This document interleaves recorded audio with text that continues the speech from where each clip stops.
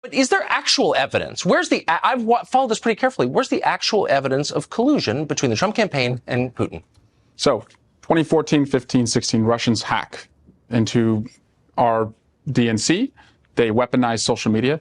2015, they make what I think is the first approach that we know.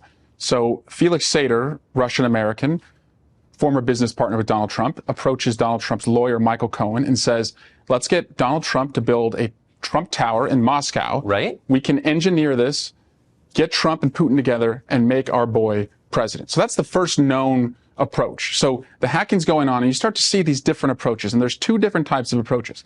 There's the approaches to get Trump and Putin together, which is unusual because he's a candidate. And then there's the approaches to preview the hacked emails that the Russians have against Hillary Clinton. So you see that offer made to George Papadopoulos. What does candidate Trump do? He invites the Russians on a public stage to hack more. I mean, I hate to inject common sense into this.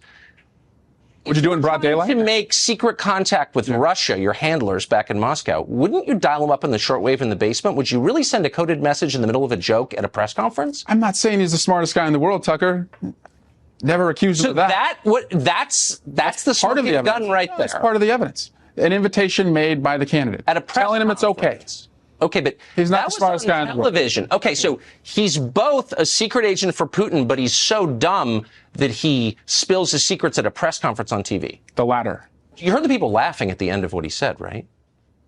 He's broadcasting. He's committing, the offer in broad daylight. Russia, sure. Why wouldn't he just act through all the many Russian agents? So let me continue. So at the same time, but those are fair questions, right? It's a little confusing. Completely fair questions. So what's the answer? But there's no, hey, why would he do it in public? Why did he admit to Lester Holt obstruction of justice in public? There's no who could be so stupid they commit the crime in public exception. He did it. Has any secret agent ever broadcast a message at a press conference to his handlers ever? Has any businessman ever been elected president? Sometimes you're the first person to do it. So Tucker, again, he made the invitation.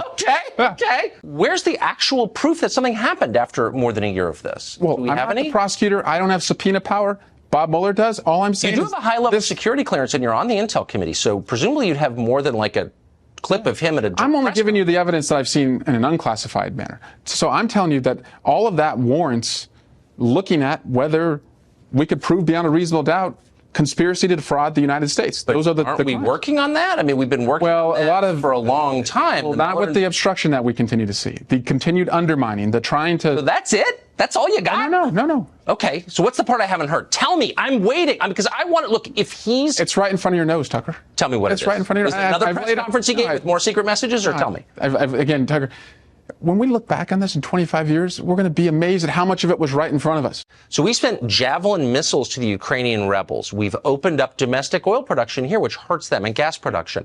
We have killed over 200 Russians in Syria. We have bombed the government of Bashar al-Assad, which is their closest ally outside their borders. In what sense has he been pro-Russia as president? And I say this with sadness, because I don't think he should be doing any of that. Yeah, well, all the favorable things that he says, bringing Russians into the Oval Office, kicking out Americans. Killing the 200 Russians. He's been... Did he kill him?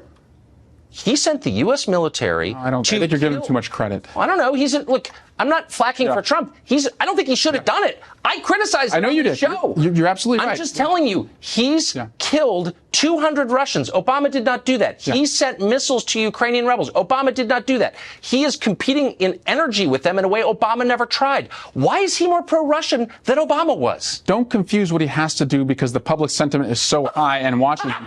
Again, you give him too much credit. You're giving him too much credit. I'm not giving him credit. I'm criticizing him. I don't think he should be doing any of it. I'm just saying this whole thing is insane. That's what I'm saying. So, and then you have all the consciousness of guilt evidence, right? All of the lies that have been told, whether it was about the June 9th meeting, the Russian adoption excuse, and then moving it to what it was really about. But so that's consciousness of guilt. A lot of times the way someone acts after an investigation is launched can tell you what they were doing. I guess. I'm not, you know what? I'm not clairvoyant. Maybe that's not why I'm not in Congress. Don't confuse evidence with a conclusion. There's more than enough evidence to continue